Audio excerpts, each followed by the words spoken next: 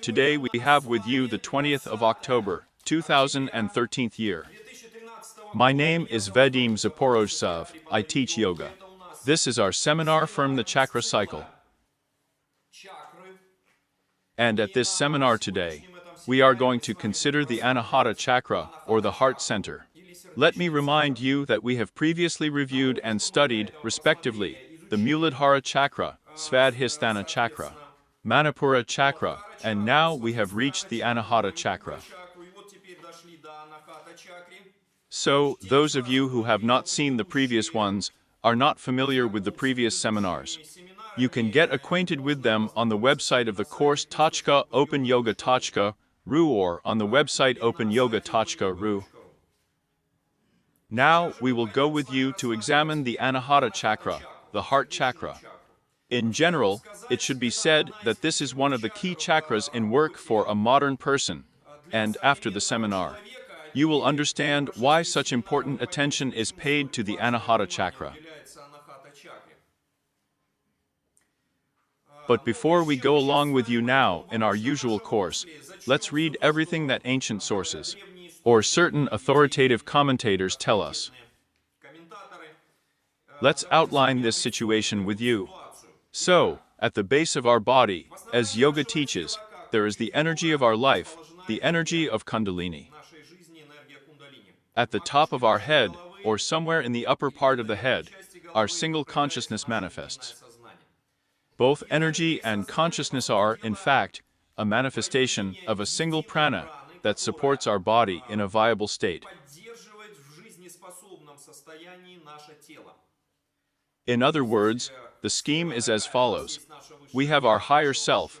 A thread of prana stretches from our higher self out of space and out of time, which, upon reaching space and time, localizes with our bodies and, as it were, splits into two poles.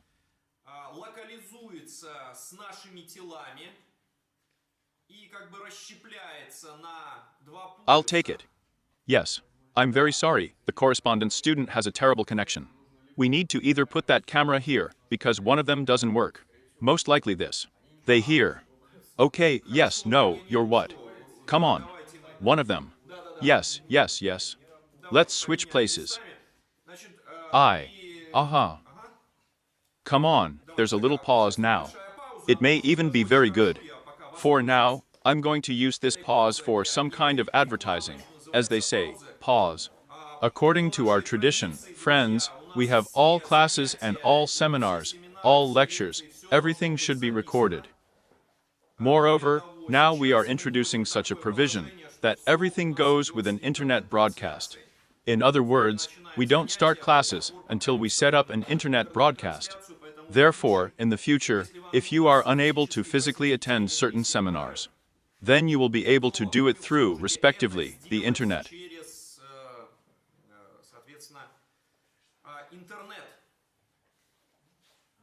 Yeah, via the internet, which in general, well, it will expand your capabilities. It will significantly expand your capabilities. So that's why now this issue is being worked out purely technically. How do we do it all? But in any case, you can connect online. Or then get a recording of this or that seminar, classes and lectures. This is one of the most important milestones in modern life, perhaps, when we are sitting here with you now, studying this seminar. And people are connecting to us all over the globe in order to participate with us in a single mental field.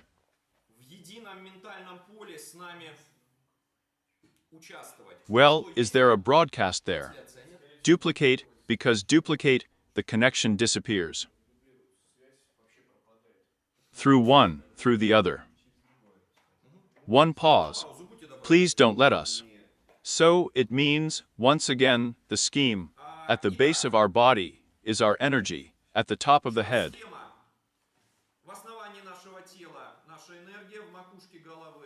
Somewhere our consciousness is connected, the consciousness of energy, by a central channel. On the central channel of the strung chakra, like beads on a string. And today, we are going to consider the chakra that is located in the heart region. But I don't understand the heart region. You know, this is the middle, from the word middle.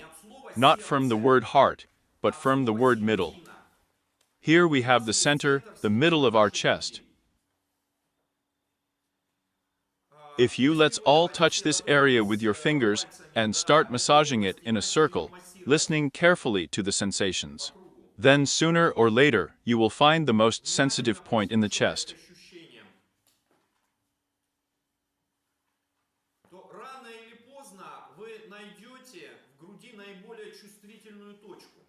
Well, that is, the echo from touching this point will be stronger than a little to the left, a little to the right, a little higher, or a little lower. Purely subjectively, individually, you will feel.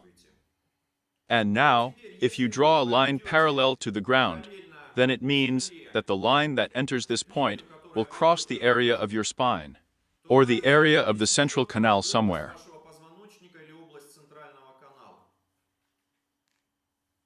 And it is claimed that the Anahata chakra, or heart center, is located at this intersection point, or the so-called air principle.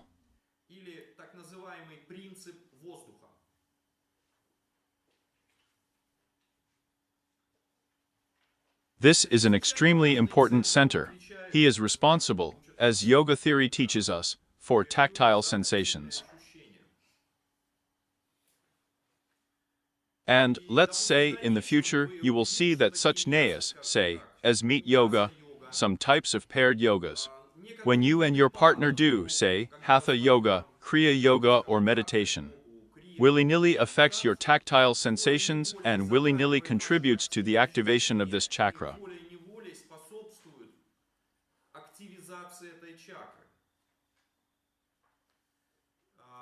That's how we're made.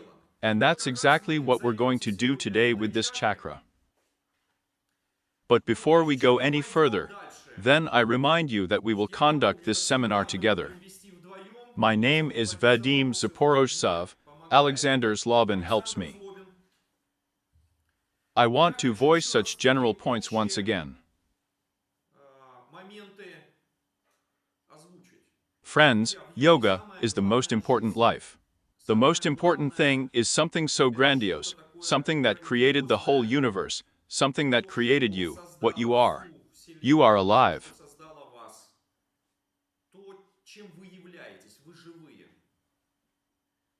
And everything else is already, as you know, such mechanisms, gears, as this stream of life works directly in your bodies.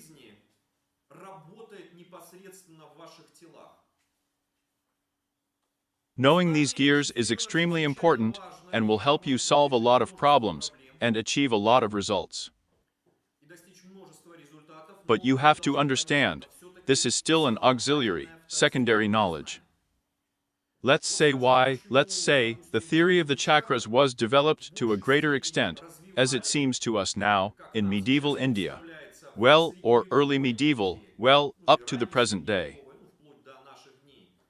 And to a lesser extent, you will encounter certain direct indications of the chakras, say, in ancient sources, such as there at the Upanishad there, and so on and so on. Although, of course, there is also a large amount of knowledge veiled. That is, it is stated in such a language incomprehensible to the uninitiated. Therefore, from time to time, I encounter people, let's say in Moscow, who, to put it mildly, carry some nonsense. So I came to one yoga class, and the instructor, a fake instructor, went from one person to another with complete confidence and ranted, "So, your heart chunk is closed, but you have it open. Do you have anything else there?" In other words, I want to say right away, be very careful with this kind of prophets, who sees who has the heart chakra open there. Someone has it closed and so on, so on. With more in-depth clarification, as a rule, these people do not understand what they are talking about at all. But you know, there is such a thing, as if you know how to tell you. Such a purely psychological effect. Well, imagine you go, someone comes up to you, says, I see your heart chakra is closed, right? Just imagine a normal sane person. Of course you will shrink inside. Oh my God, yes, yes. And for how many dollars can you open it, right? As a rule, the question will come down to this. Here. Therefore, a little bit, if you meet such experts, chaks, treat them a little condescendingly and with humor. That's nothing so discouraging, and, as it were, clarifying brains, do not act on them, when you are like this with a slight irony. Not exactly denying, but as if finding out what it is, in fact, he wanted to say. Here? This is extremely useful. Why? Because right now such verbal zombification is going on. People have picked up some theory, have taken it out of context, and are starting to use it for some sometimes not very good purposes. Yes, so, like any principle, the heart chakra is an extremely abstract concept on the one hand, and on the other hand, it is quite concrete through sensation. I remind you, you may not know any theory about the chakras at all. If you meditate on this area, practice other types of yoga, do all the appropriate exercises, then sooner or later, you will intuitively rediscover the knowledge that has come down to us from these ancient sources.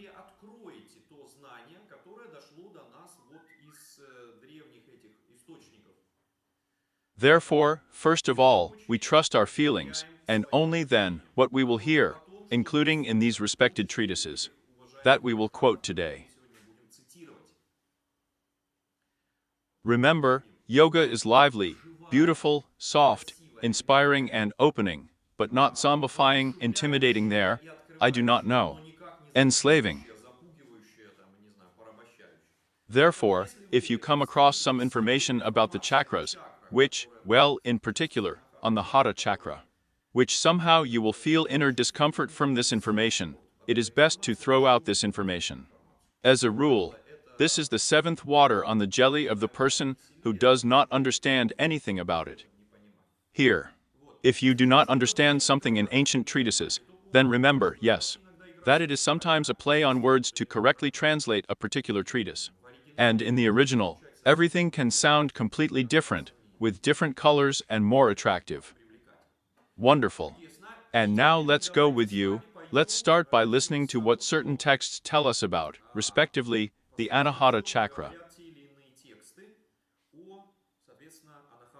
Sasha, please. Where do we start? So, I have prepared a picture here, which depicts the Anahata chakra, in our version, as I understand it, of Avalon. According to Arthur Avalon's version, based on a treatise called The Shat Chakra, is not Upana. So let me explain what kind of picture it is. This is a lotus flower, respectively, with 12 petals. You know, like that, like our clock face. There is a very interesting figure inside.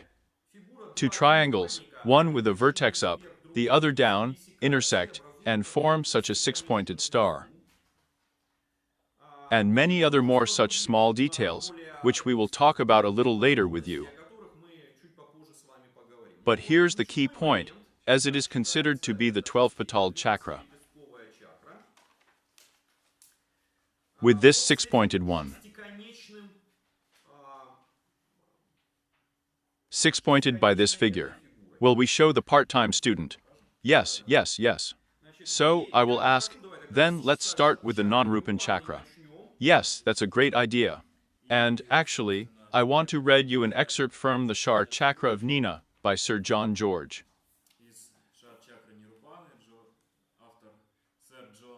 No, he published it in his book Snake Power, and the author, of course, is very ancient. So, Manipura is meant above this, we have a chakra.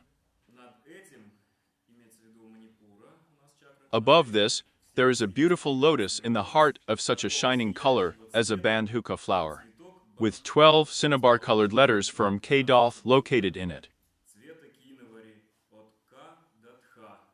This lotus is called Anahata, and it is like the heavenly tree Kalpa, the tree of fulfillment of desires, which always gives more than you ask for. The Vayu area is smoky in color with 6 corners.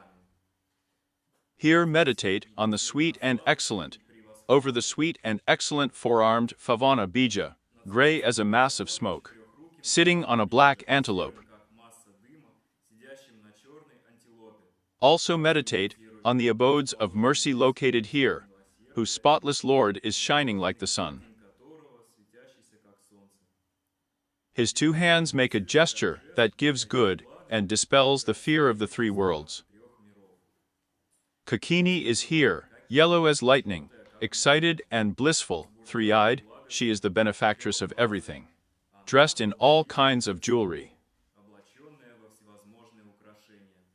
In her 4 hands, she carries a noose and a skull, making a sign of blessing, driving away fear. Her heart is softened by the nectar she drinks. Yeah, great. So this is us, right? Yes. Here in the pericarp of this lotus, a triangle-shaped mine, whose delicate body is like 10 million lightning bolts. Inside the triangle is a Shiva linga called Bana Lingam. It is as shiny as gold, and there is a small hole in its head, like a jewel. This is the abode of Lakshmi. Meditating on this lotus, the heart becomes the master of speech. Similar to Shvarak, he is now able to protect and destroy worlds. This lotus is like a heavenly desire tree. The abode of Sharva Jivatman. It is decorated with hamsa seams, which is like a steady candle flame in a windless place.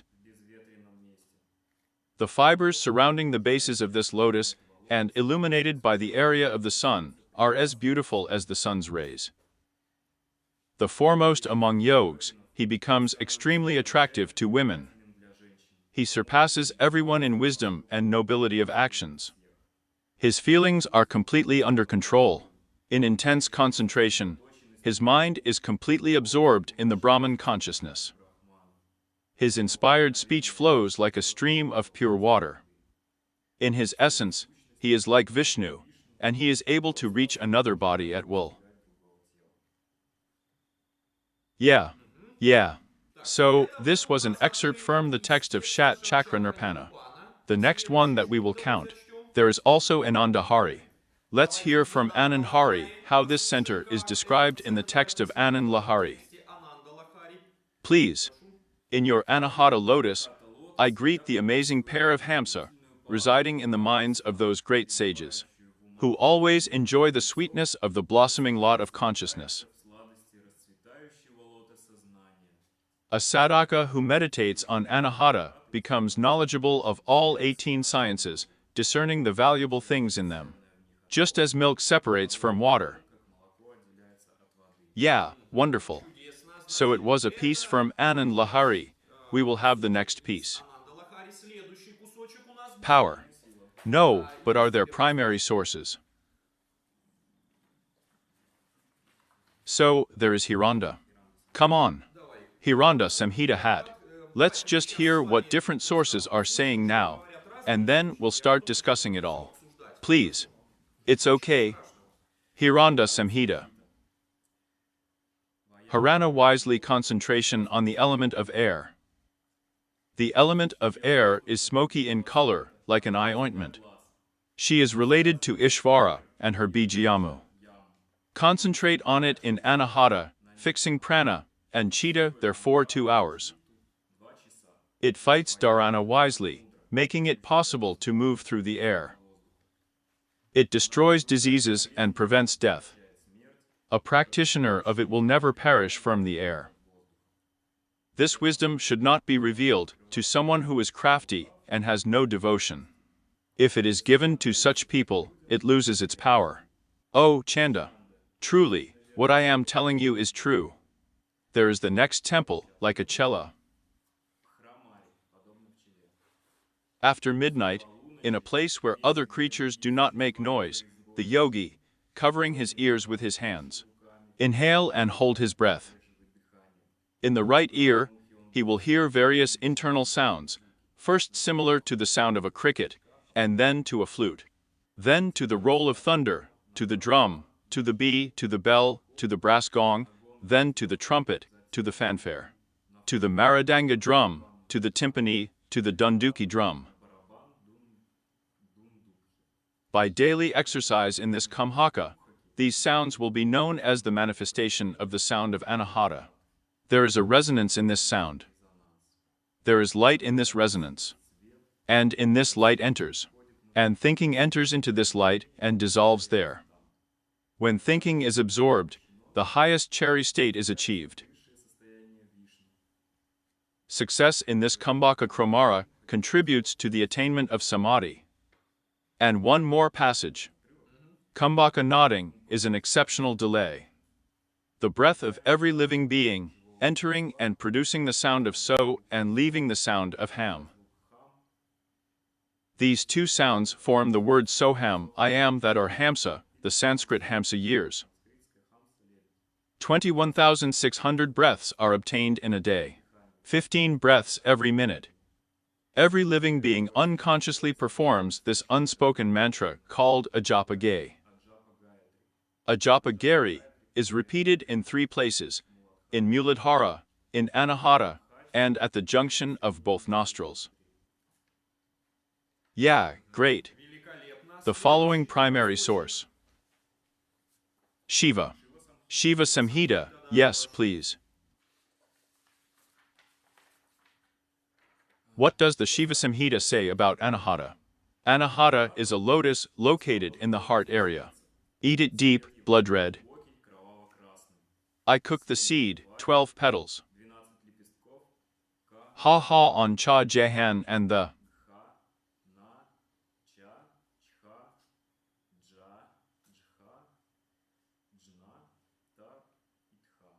In this lotus, there is a flame called Pana Lingam. Meditation on it acquires objects of the visible and invisible world. The Lord of the Lotus is Pinaki, the goddess of the one who always reflects on this lotus in his heart, desires heavenly deeds. He receives immeasurable knowledge, knows the past, present and future, having the ability of clairvoyance and clairaudience, and can travel through the air. He sees initiates and known as yogins, gains strength to hikari, and defeats everything that moves in the air. One who meditates daily on the hidden pangam attains in kikari and in hakar. Leaving the world at will. It is impossible to describe in words the importance of meditation on this lotus. Even gods like Brahma keep this method of contemplation a secret. Great? Well, well, well.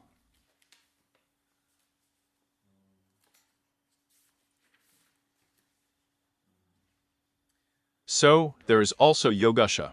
Yeah. Yoga is a religion. Chapter 9. Piercing the earth in Muladhara, the water in Manipur, the fire in Swadhisthana, the air in the heart, the ether above the heart, and the mind between the eyes. And so, passing all the way of Kula, you, odor, enjoy the union with your Lord Paramashiva in the secret lotus of Sahasral. Chapter 20. This is from Andahari Peace. All right, well, you still have to look there. So let's friends, look here. There is not much information about the chakras that is quite detailed enough. Well, actually, we have read almost everything from publicly available texts, such as Shiva Samhita, Hiranda Samhita, Hatha Yoga Pradipika, and Nanda Lahari. And it is clear that the Shat chakra is not cut. It is clear that all these texts came from the same source because, well, in fact, both the style and the description are in general very similar. And apparently, in different yoga schools, somehow, different texts have been maintained to this day. Probably there are still texts that have not reached the Western reader proper. And only now maybe they are coming, since, actually. Well, first of all, These closed texts have been for many years. Secondly, the text has to go a long way before it gets to us. Sanskrit is translated into English, usually from English to Russian. Only recently has Sanskrit been translated into Russian. And look what a thing. Here is a very interesting remark in passing in one of the texts that we have read, that if this knowledge is given to non-devotees, then it loses its power.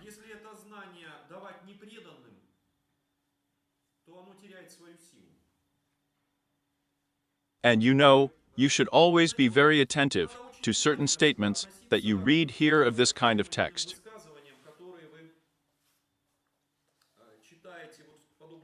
Just like that, no one writes anything there.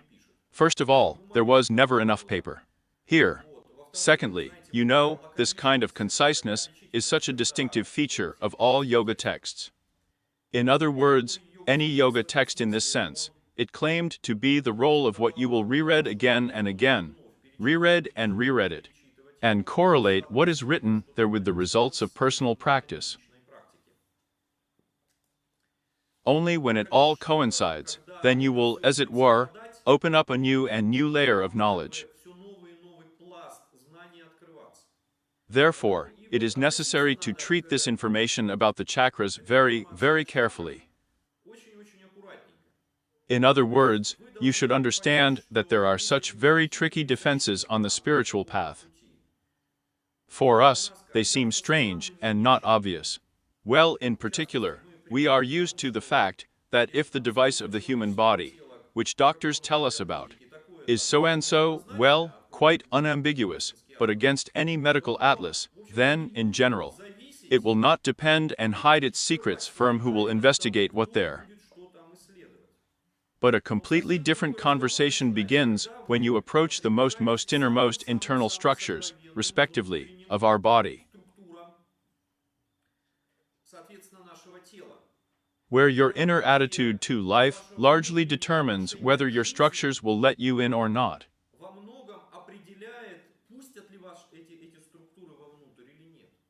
That is, if you want, a kind of protection from a fool on the path of self-knowledge.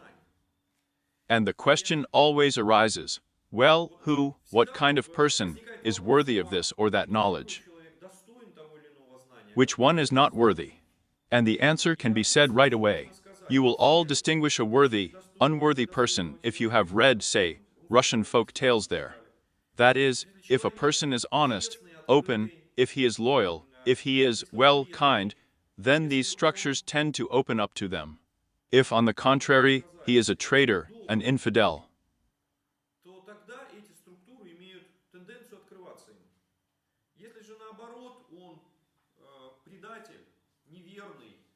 if he is, well, cunning, or as it is said in some texts, there is a crafty one, or on his own mind, then he is not able to deceive these structures. Because, in fact, he begins to deceive himself, and the meaning does not open. Especially important is the fact that, in fact, any chakra is nothing more or less than an entrance to the so-called central channel. Or, one might say, the very depths of your body's structure, the level of the causal level. And penetration into these structures is a double-edged sword. Yes, this knowledge will give you great power, but you will not be able to use it without changing yourself for the better. More precisely, if you abuse this knowledge, or do not demonstrate certain moral and ethical principles, then this knowledge will first of all clean you yourself.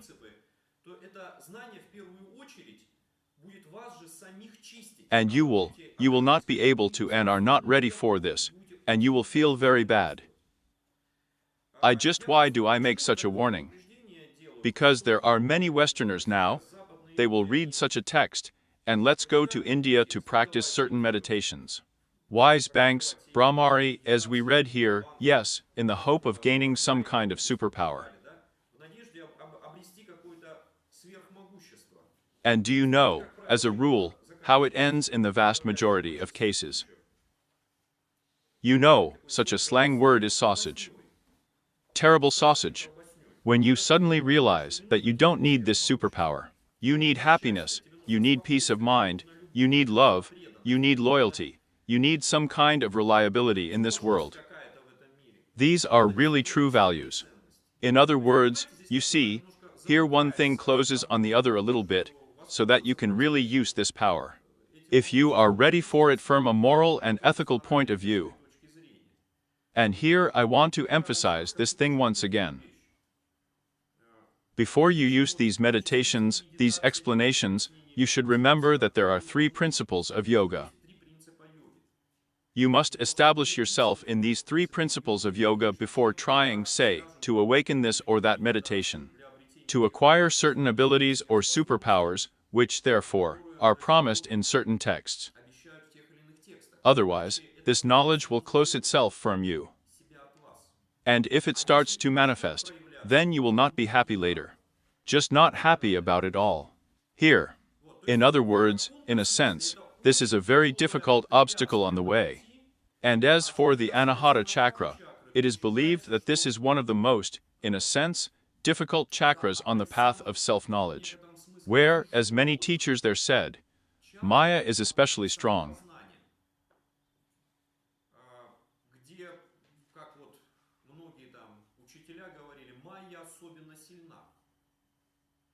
Where you encounter something unexpected for yourself, completely unexpected. Here. Therefore. Yes, and the next thing. In other words, you should constantly cultivate all these qualities. And so, by the way, you have to establish yourself in the three principles of yoga, and secondly, understand that you can walk this path or untie these knots of Maya either by the method of jnana or by the method of bhakti, as many yogic texts claim, or by wisdom and knowledge, or by devotion.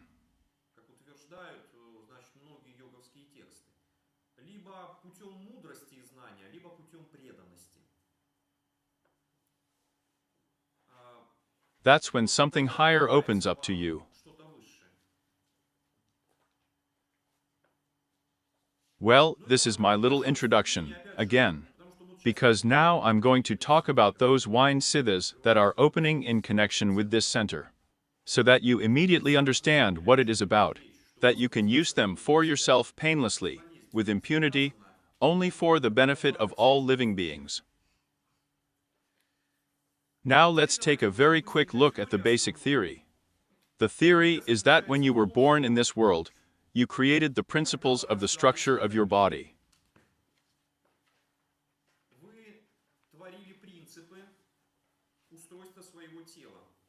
First, the principle of mind was created, then the principle of space, and, as he claims, the third was the principle of air. Then these principles were somehow built into universal principles, which were, in fact, created at the creation of the whole world. You know, just like a plug is plugged into an outlet, here the principle of reason has grown, stuck into the general principle of reason. They stuck the principle of their personal space into the cosmic principle, and so on. The principle of air has stuck its own personal into the general principle of air, and so to the principle of the earth. After that, you began to use these principles in one way or another in order to create your bodies and complicate them. And as if there is some kind of logic that the principles were created as if from the top down, and we use them from the bottom up.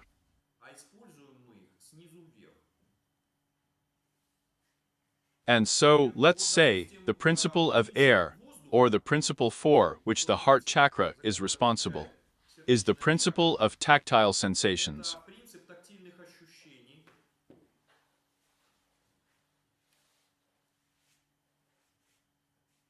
So, what other qualities does he have there? Count it. It should be listed there.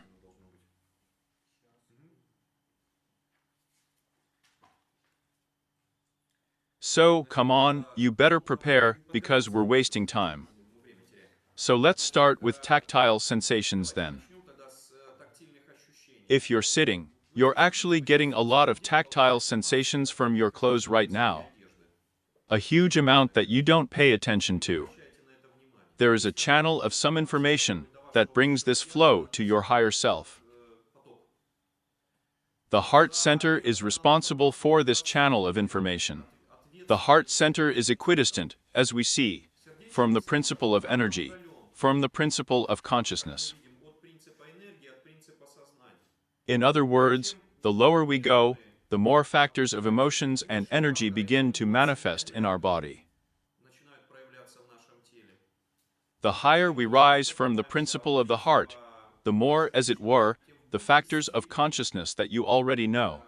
As from the position of such a mind, everything highlights.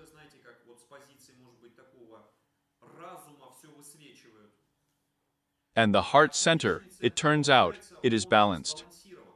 That's why, by the way, it's given this, yantra for the Anahata chakra, like a 12-petaled lotus with 2 triangles. One up, the other down.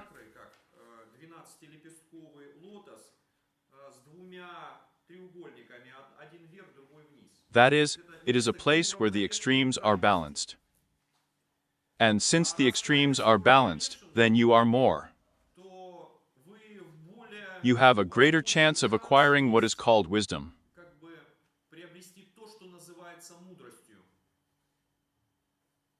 Because wisdom and knowledge, our usual knowledge, are, generally speaking, different things. Wisdom is actually superknowledge, superlogy, which does not contradict both feelings and formal logical knowledge.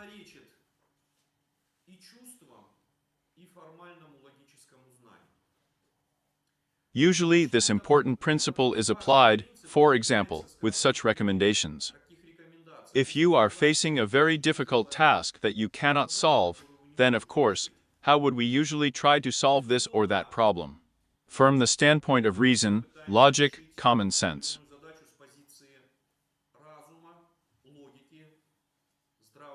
That is, to take more advantage of our intelligence. But it may happen that the intellect tells us one thing, and the feeling another. And this conflict between the intellect and the senses is actually a basic conflict.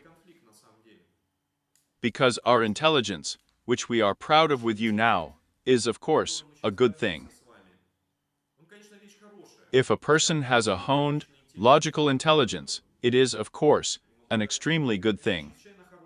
But this is logic. And sometimes, in the shell or in the container of feelings, over-logic comes to us. And so it turns out that sometimes some emotions that come to us from lower levels, despite their seeming primitiveness, contain, such as the highest messages of intuition.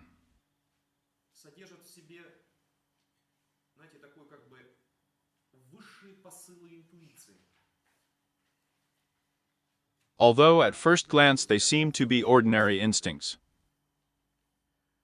On the other hand, there are no guarantees that these feelings or these emotions contain the highest intuition. There are no guarantees that this is not veiled stupidity. And in this regard, yoga calls for the next such approach to life. This is not to exclude feelings from your life in any case, since we can skip over logic.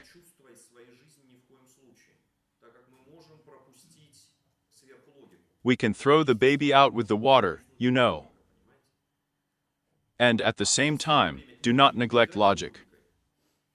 And so it turns out that the feeling is, as it were, to a greater extent, the chakras are lower than the Anahata chakra, and logic and reason are higher. And the Anahata chakra is just the place where it connects. Therefore, sometimes such a very specific meditation is given, which is known, say, in the bottoms of yoga, well, in other yogas. If you are facing an unsolvable problem, then such a serious problem. You know the question, you know how it is Hamlet, to be or not to be from to be. Then you need to focus on the heart center. So, everyone touched the heart center, straightened up. The back, neck, and head were straightened. So, Sasha, shall we get out? Yeah. That's it, well done. Here. Here it is necessary to concentrate your attention, as a consequence, and consciousness and energy in the heart center. And, as it were, surrender to this feeling.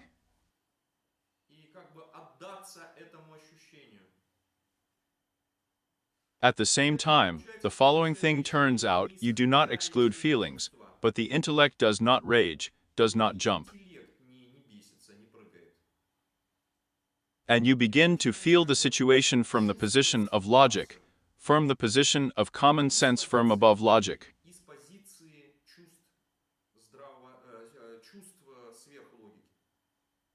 Therefore, in many countries, in many languages, there are expressions that make a decision guided by the heart or there.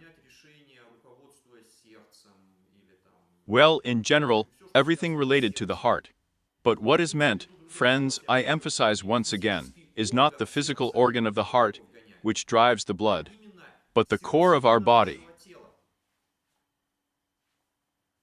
Therefore, it is said that before making any such fateful decision, and as a rule, let's say, people with power are very often forced to make difficult decisions. Peace or war, execute or pardon, save or kill. Mass. Then it is recommended to retire for a while to a place where no one will disturb you.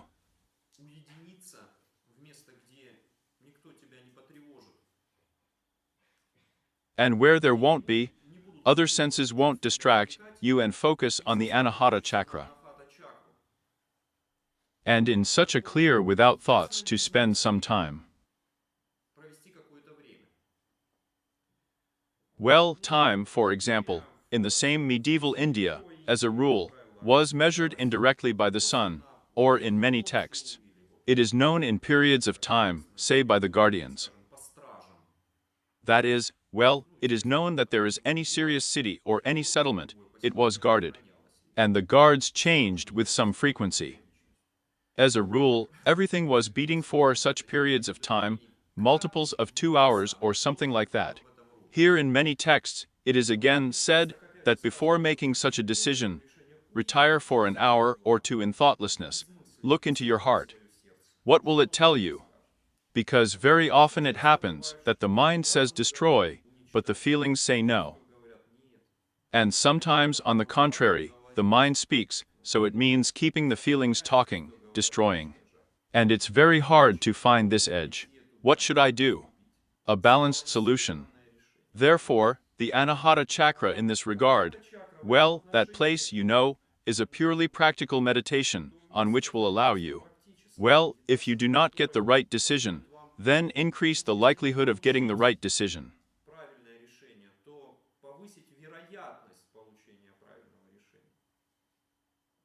Not to mention the others, about other additional qualities that it gives. Finally, the next point related to the Anahata Chakra is the principle, respectively, of touch, which is extremely well known to Vyasa Yoga. Yasa Yoga is such a yoga of touch. As I understand it, in the future, all types of massage came from it.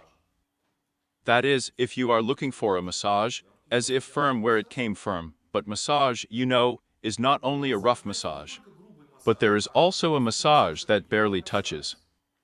These are all these acupuncture systems, which, let's say, are known from the Chinese and so on, they echo yoga. So, the main chakra or the main center that is involved is the heart center. And, roughly speaking, it is believed that if you are sensitive to the world around you, what is touch? This is actually the boundary where your inner world ends and the outer one begins. That is, here is still my hand, and here is already, let's say, here it has already started the floor. Or there's still air, let's say. In other words, to some extent, it is the boundary between the microcosm and the macrocosm. This is to some extent the harmony of your personal life with the life of the whole society, the whole country, or the whole universe. And a lot of problems arise for a person who, let's say, lives selfishly, or without listening to the world around him. That is, shows such selfishness. As a rule, a person does this out of fear. He is afraid that someone or something may harm him. And he, roughly speaking, puts on such armor so that he is not disturbed, not offended.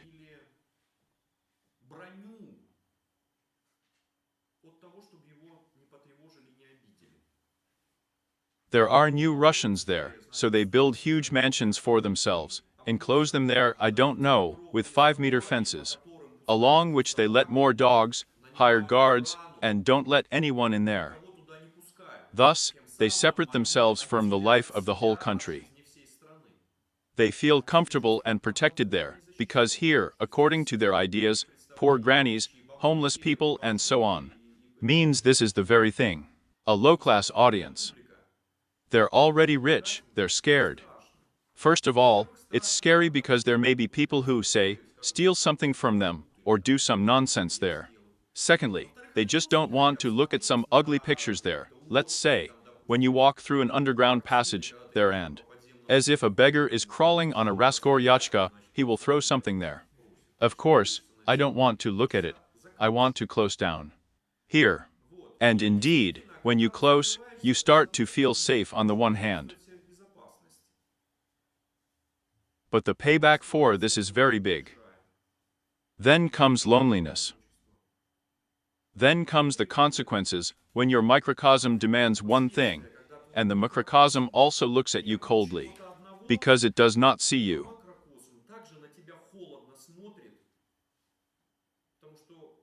He sees that fence you built.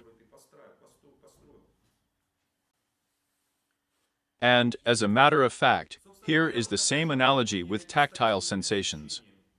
On the one hand, if we are thick-skinned, we do not feel the world around us, we seem to have secured ourselves emotionally, morally, physically. And it seems like we should be happy, but we are cutting our inner, we are cutting the single universe at the border. And sooner or later our castle, which we built, turns into our prison. And here I will give some more moments from Nyasa Yoga. If you are interested, study it on the website less than Earl greater than. Open Yoga. So yeah, that's it. We're out of batteries. Well, as always. Just give it to me. Give it to me. So immediately it's all over. I'm asking you, here's where the red button should glow. If it doesn't glow, then this. Well, where? It is said to blurt it out carefully and immediately. Immediately everything. Technique. Technique? The technique does not stand up. Can't stand it. Everything is fine, but I just have to repeat it. Because this. It's better to get there. To whom? Before me. That you can't say such things.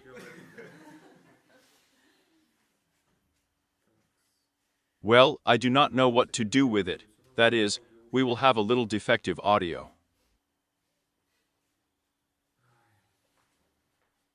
Yes, so, put it on the charger again.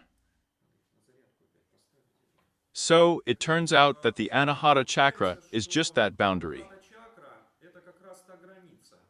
And she will either make an impregnable fortress for you, but this impregnable fortress can turn into a prison.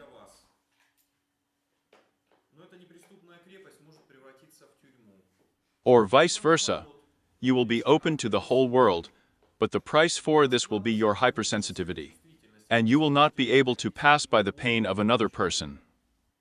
You just can't just watch TV with impunity. There are criminal chronicles of the streets to look at the homeless. And, of course, as in the whole world, a certain balance is needed. Balance. That is, that on the one hand, of course, it is necessary to somehow protect yourself from unnecessary information, or from unnecessary impressions. That's fair enough.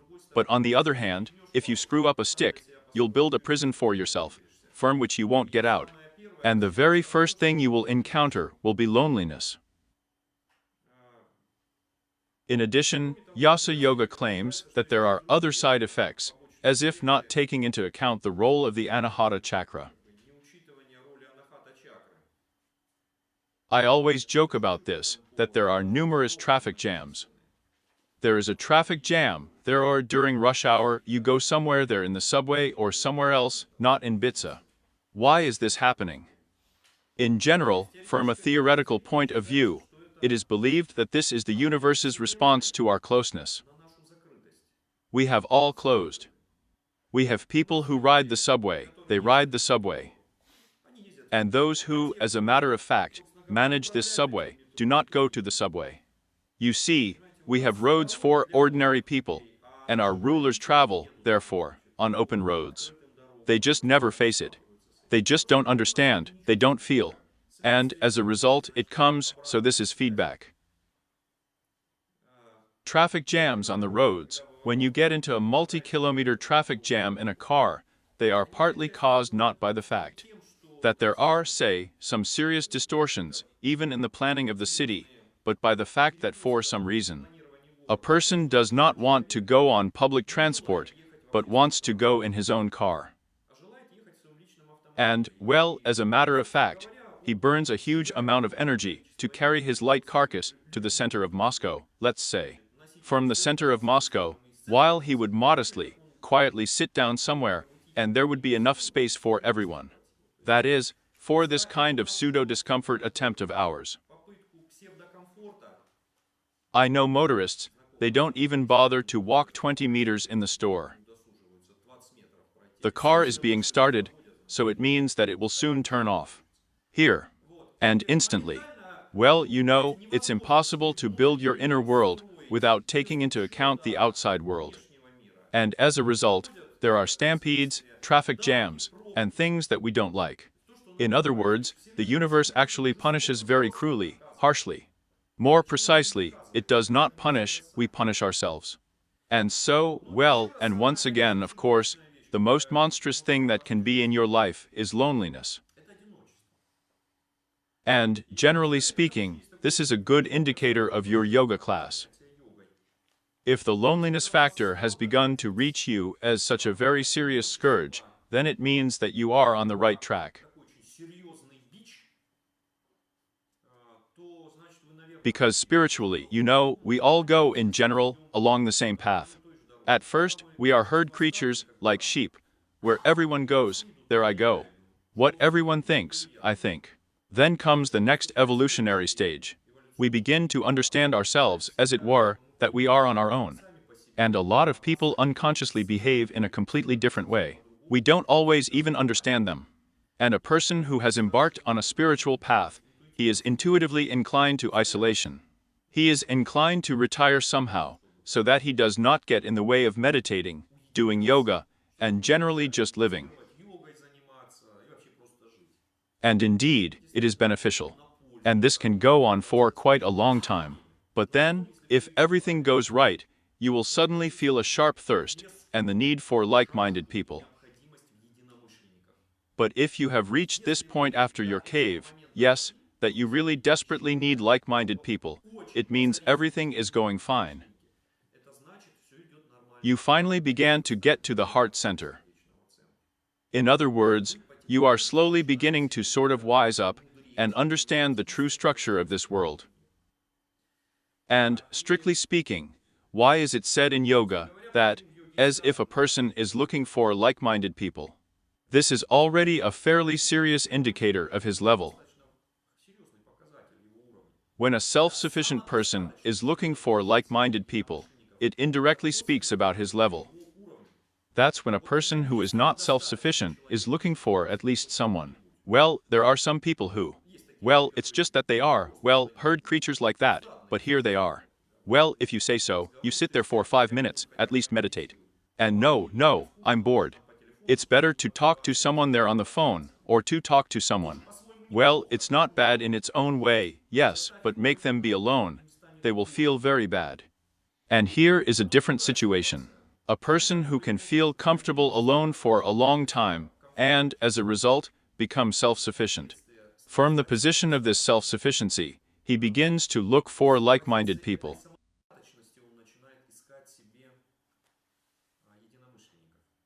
Here.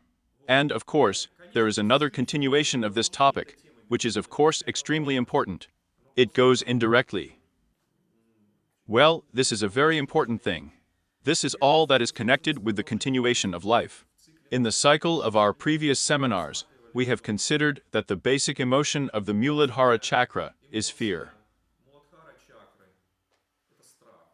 The basic emotion, which means, accordingly, the Svadhisthana chakra is lust, the desire to possess, which sometimes rots fear.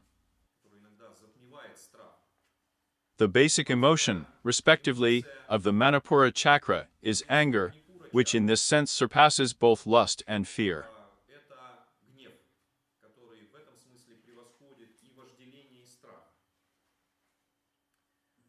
And each of these emotions, both fear and lust and anger, they are somehow connected, let's say, with the fact that you continue to live.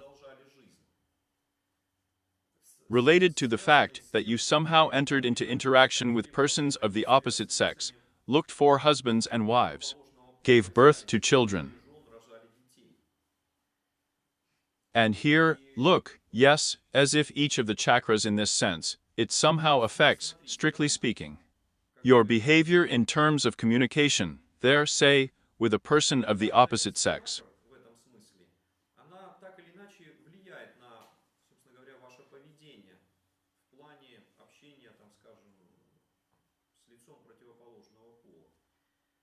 And in this regard, the influence of the Anahata chakra is very interesting. If it is, as it were, realized by you in this respect, and you find another person with your same level, there comes a kind of heart resonance.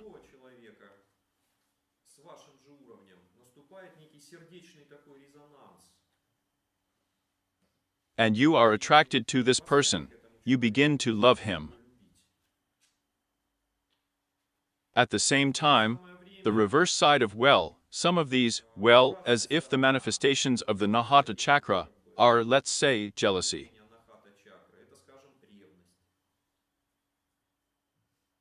But we'll talk about this a little later now.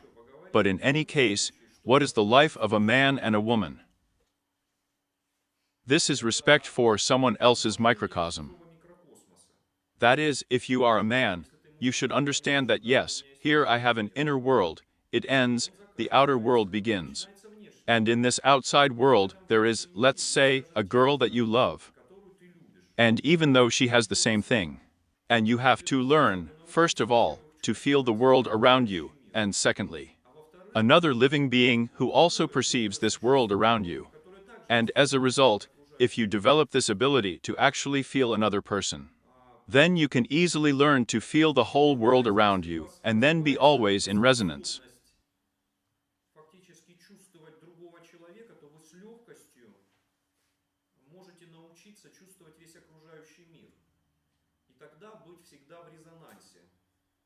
And then always avoid those dangers that are in the way of closing sensitivity.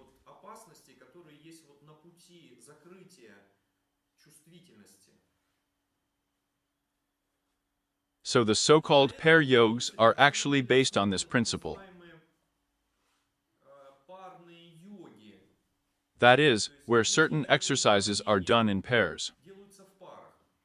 Moreover, it is extremely preferable that this couple be of different sexes, a man, a woman, in order to increase your sensitivity to another person. And you really won't do any exercise if you don't take into account the help of another person.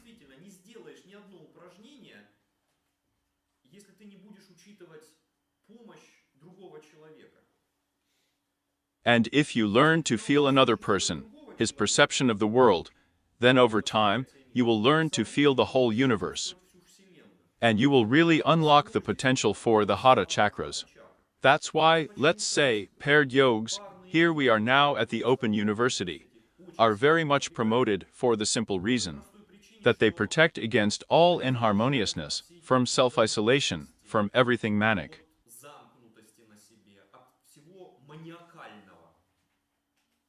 Because if a person is just starting to practice yoga, he certainly begins to distance himself from the surrounding society, so that they do not interfere with them. He retreats somewhere, practices with himself. But as a side effect, this is the emergence of some such tendencies. This is a feeling of an inner sense of self-pride, superiority. That is, from the position that I am such a cool yogi, or I am such a cool yajin, I work on myself there. I force myself to do asanas there about niyamas, meditations. Who can compare with me? I'm going to be over soon. This means that a little maniacal behavior arises from this. A person begins to hold himself tougher and tougher, and as a result, without feeling others, he begins to hold others as rigidly as himself inside. And this is the mistake of monsters, the most monstrous. That's why, let's say, even in some families of yogs, there is one such, yes, here is such a maniacality. Then the husband begins to press his wife. Come on, wife, do it. Then the wife, well man, let's do this yoga.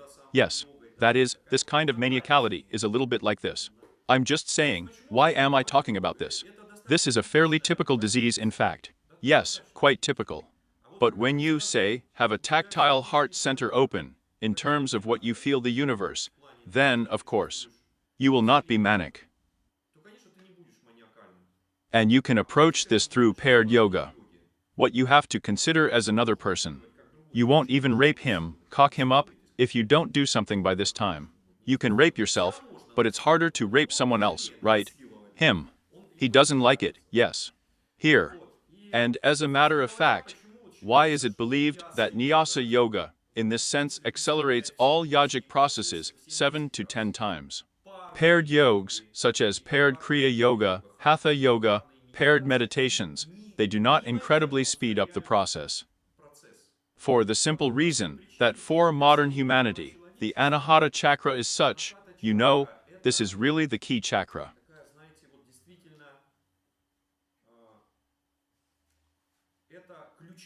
After all, what?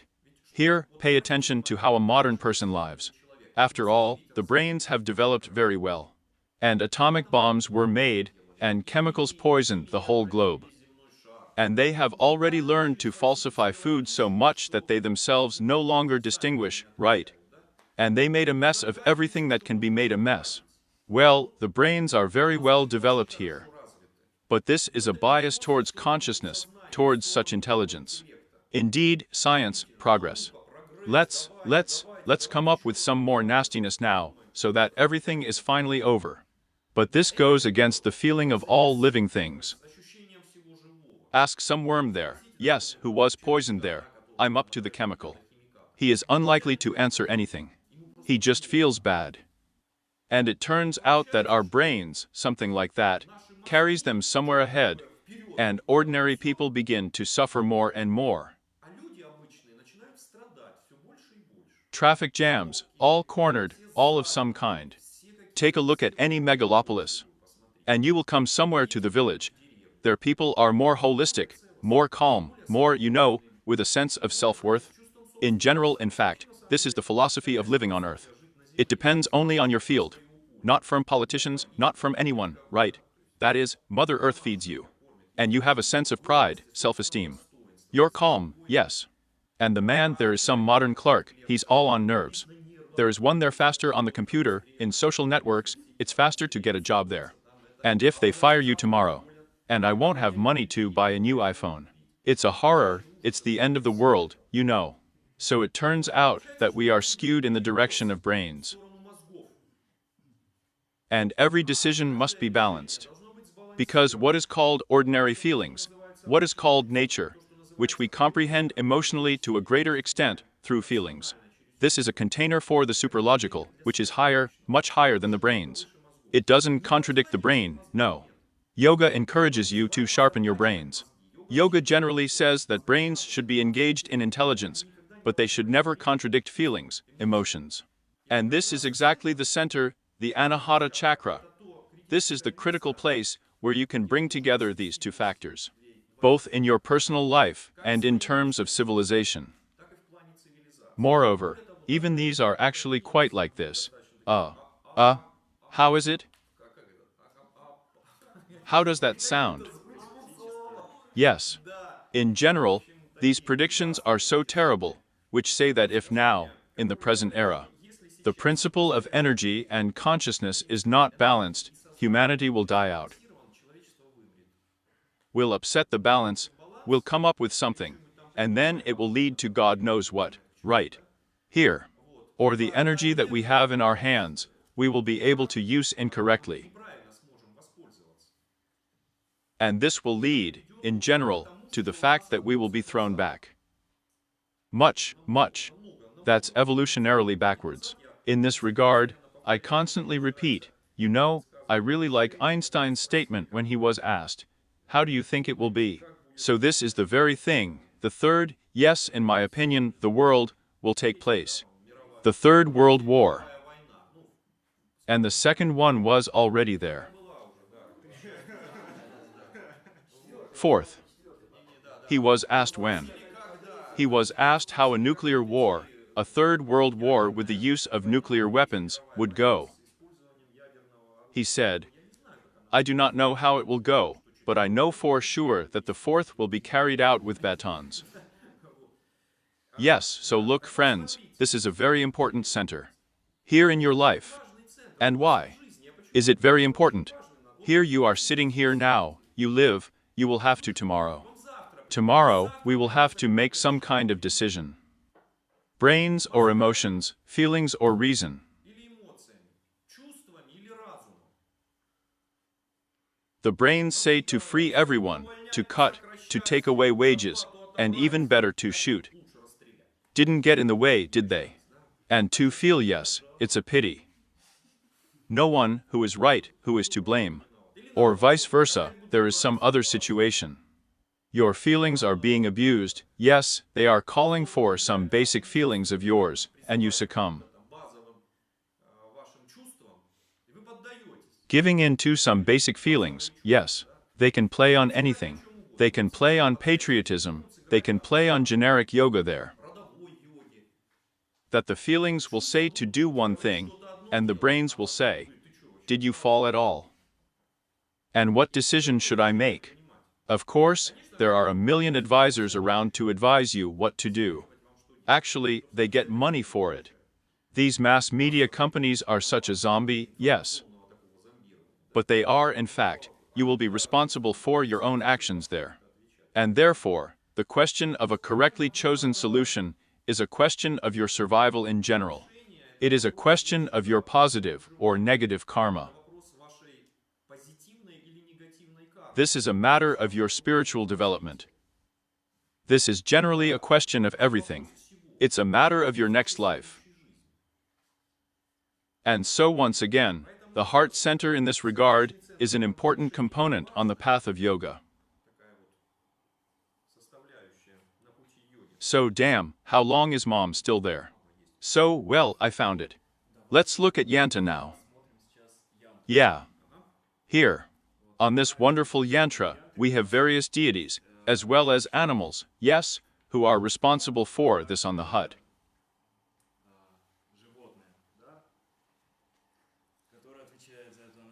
And this, in fact, we have a deer. Deer? We are portrayed.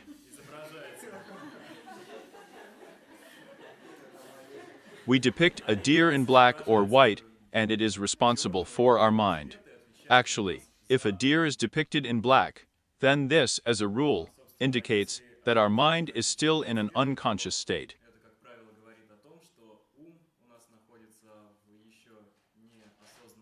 That is, he succumbs to emotions, he succumbs to some of our feelings, and follows them. Well, actually, like a deer.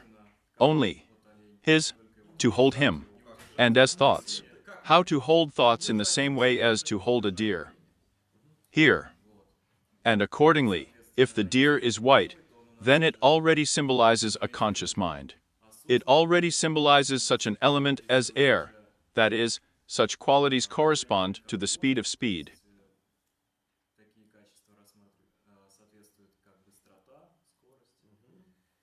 So actually, I want to connect this moment with... Well, I'm sorry, I'll interrupt, but why the speed, the speed? The fact that you can even move quickly, let's say, when you have a microcosm and a macrocosm in harmony. That is, you will not climb the wall, or you will slip through where it is necessary, yes, but where it is necessary. You will not get stuck. That is, there is a very clear feeling, yes, that's what's going on around.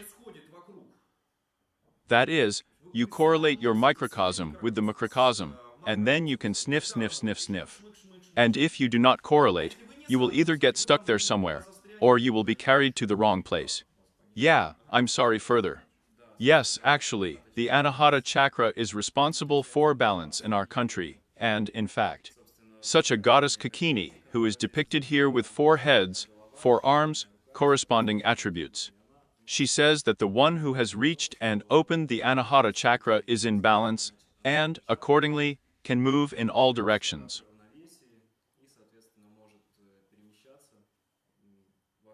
Without encountering obstacles. And also, as for the deer, it is said that the deer is ready.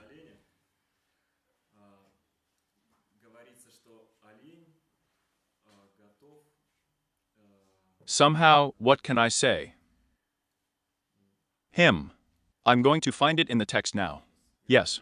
Well, while you're looking, let me explain it to you again. Friends, this, of course, does not mean that you have Ole sitting inside there. You have to understand, because I sometimes meet with such idiotic interpretations, so this symbolism means.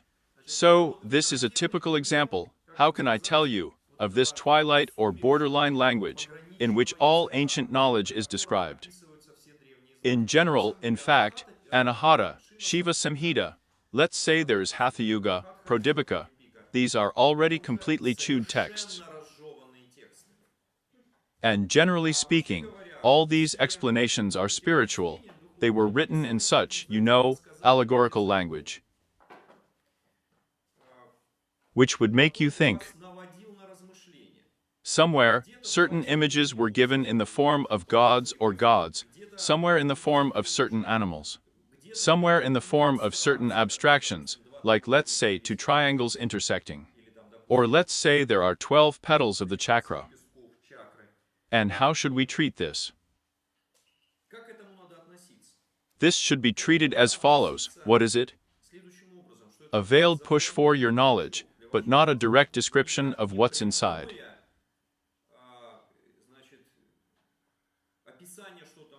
Back in the days, then, of this John George Wolfe, who is known as Arthur Vallon, there were conducted.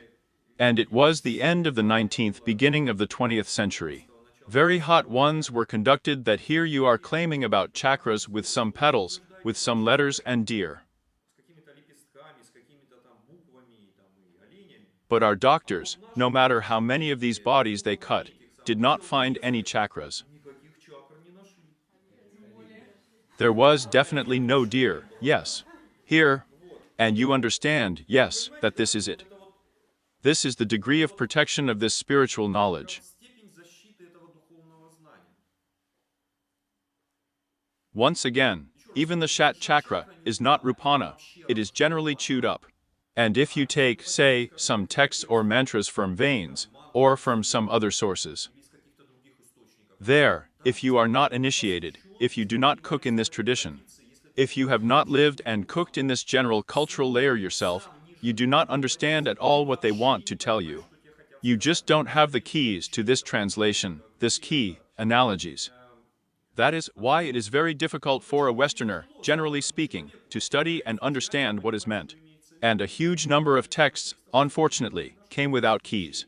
Moreover, it seems that the Indians themselves have already lost these keys. That's what's most offensive.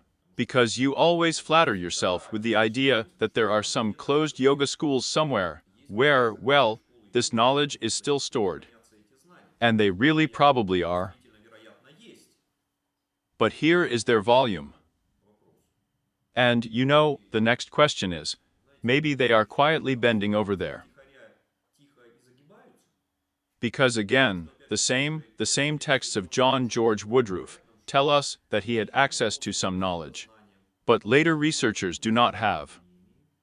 After all, you also don't think when in the 50s and 60s people in the West began to be interested in all these chakras, yogs.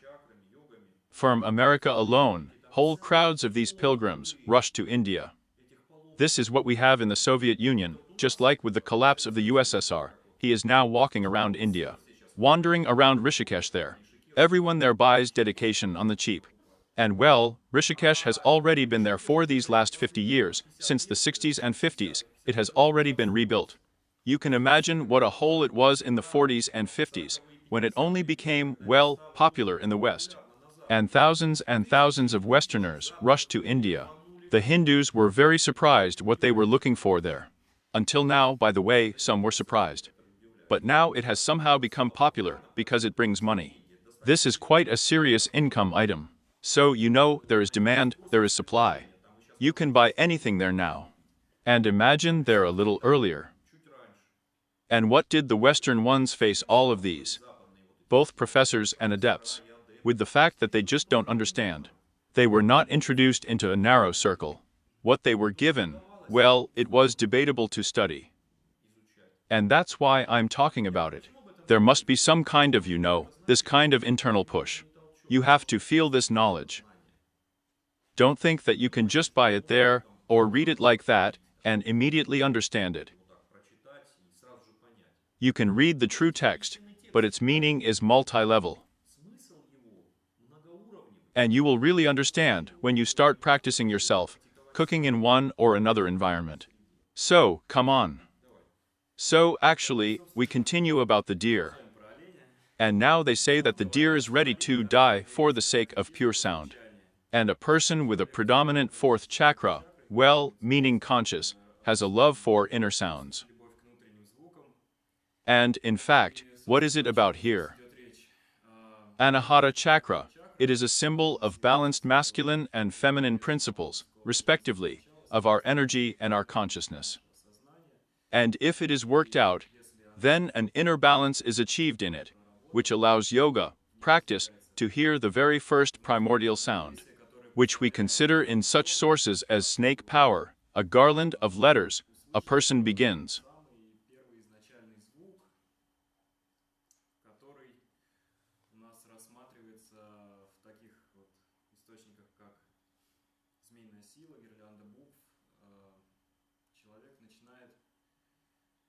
Something to say. Perceive. To become a guide of the Supreme. Yes. And perceive. The sound of Anahata. Yeah.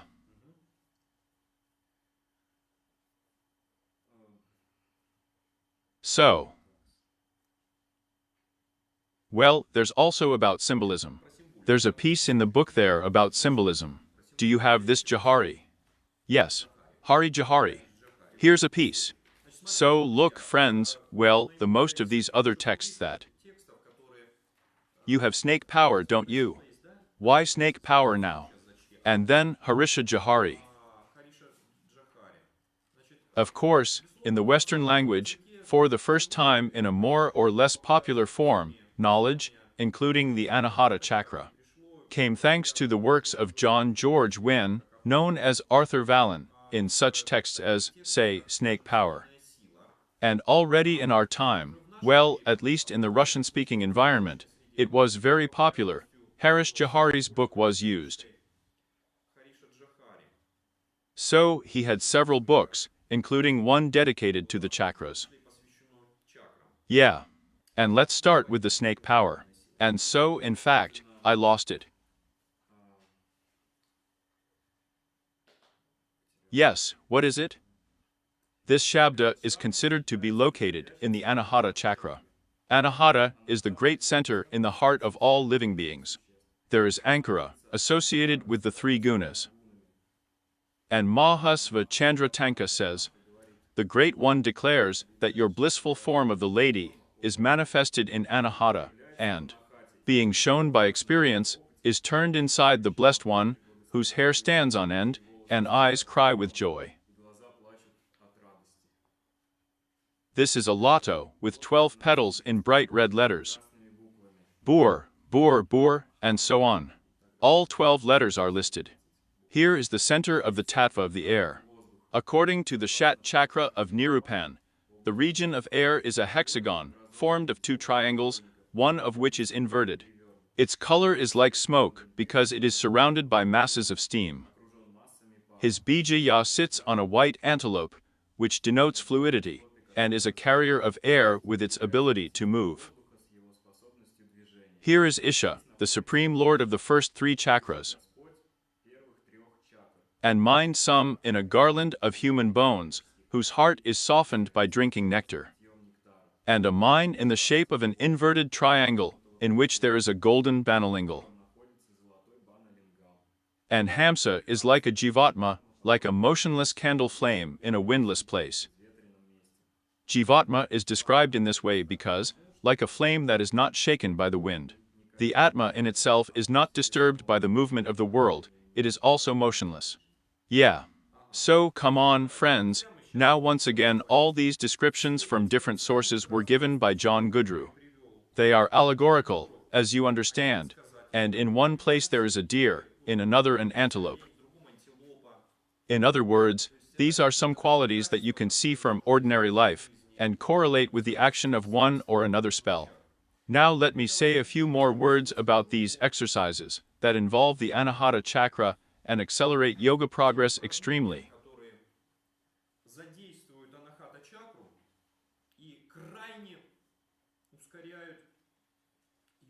Extremely, friends. That's how I said, like yasa yoga, like steam yoga. And the theory of why this happens. Well, indeed, at the base of our body, there is our Kundalini energy. It is believed that this is a feminine principle. At the top of the head is our consciousness. It is believed that this is a male principle. Therefore, yes, and the place where they are equally removed is our Anahata chakra, where they mutually, harmoniously interact. It turns out from this fact that a whole set of exercises, a variety of exercises, turns out that if you do certain exercises in a man-woman pair, then as if the woman personifies the energy at the base of the body, and the man represents consciousness. If they do certain exercises, they automatically increase the speed of all yoga processes by 7 to 10 times. I've already talked about this. That's why we are now actively promoting, well, in any case, for the training of future yoga teachers, pair yoga. Because a person who knows how to do paired kriya, or paired hut, or paired meditation, automatically begins to develop a heart center. And he begins, let's say, to feel another person very strongly at first.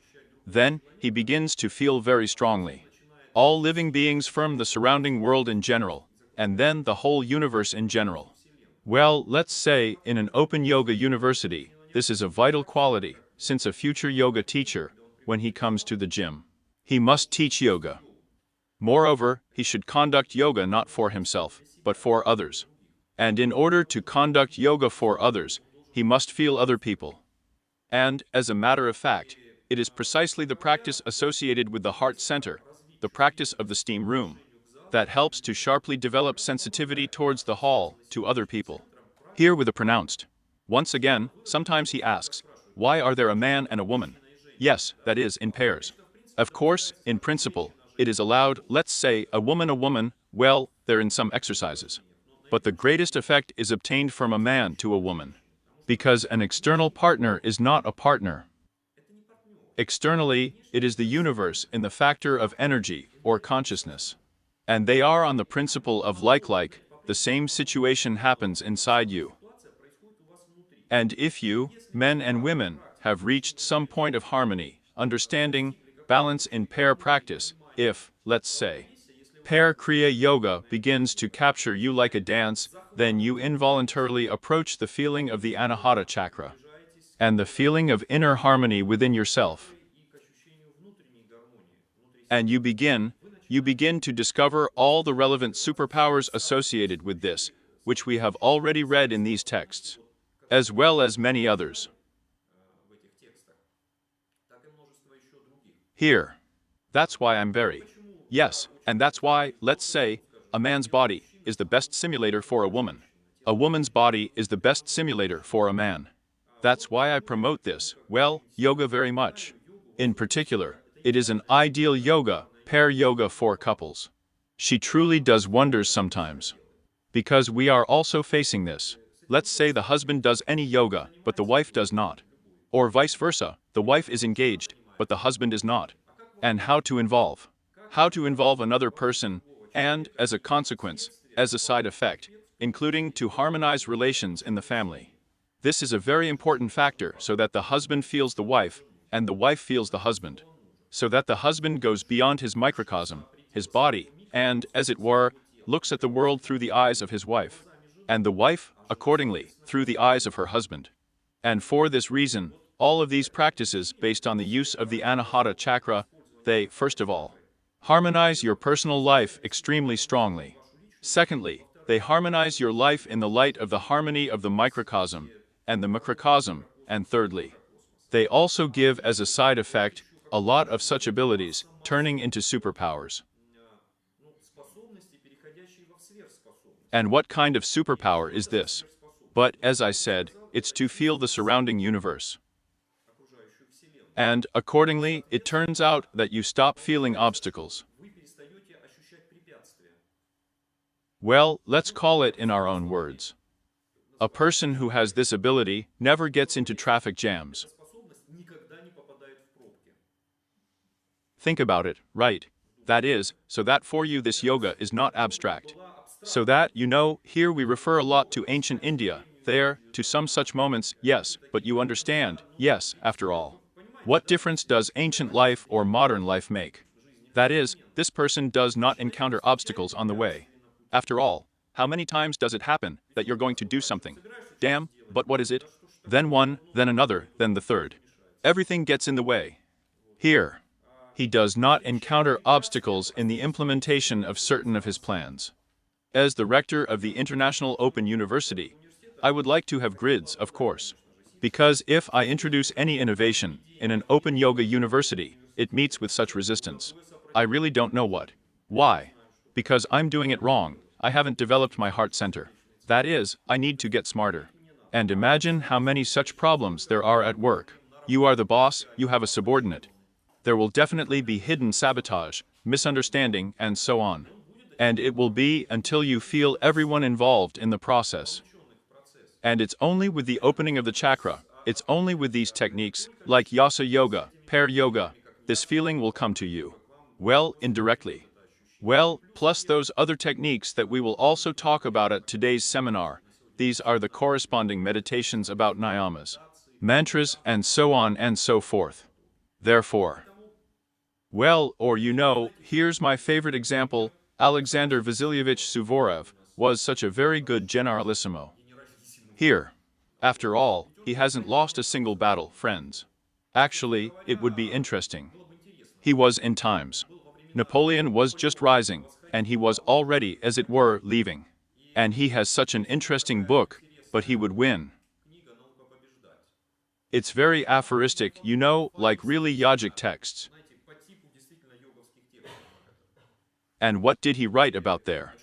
What is most important is the I, the sense of time. Here's a sense of the relationship of the different parts. If I lost this feeling, I lost. You feel it even with small forces you win. He really did wonders there. In fact, he showed a generalship strategy. And the most interesting thing is that no one could copy it. It would seem, well, since Suvorev was there, he even left a book behind. What did we get away from Napoleon there? I don't know, we burned Moscow. Well, I mean the war of the 12th year. And the fact is that it's not. This is not a fact, you know, of some kind of mental knowledge. This is the fact of this feeling of the world. And again, what do we see?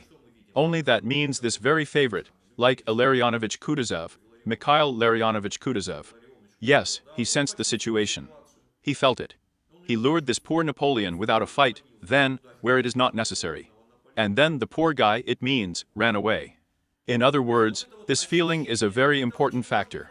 Let's say if you are a military commander, you can achieve big results with little blood. And in particular, well, the heart center, when it opens, then a feeling of love and compassion comes to you. Listen to the word compassion. In other words, it is you who feel the other person with your skin. If he feels bad, then you feel bad. How can this be? This is only when this factor of the heart center is working. By the way, about the same Suvorov Alexander Vasilyevich, he wrote in his biography that I am a very kind person. I won't hurt a fly, but I shed so much blood that it's terrible. Yes, that's how the factor of a person who is completely like, well, how can I tell you, harmless, yes, but on the other hand, the greatest military commander. But because he felt, so he made a decision just with this center. Where they said it was impossible, reason said it was impossible, he was in no hurry to agree with it. Or vice versa. And so study the biographies of the great ones. In general, there is such a very good thing. You want to be great by reading the great ones. Study the biographies of great people who have achieved at least something. And you will begin to notice for yourself that as far as their actions fall into the structure of yoga theory. Actually, you can explain a lot of things. So, friends, let's take a little break.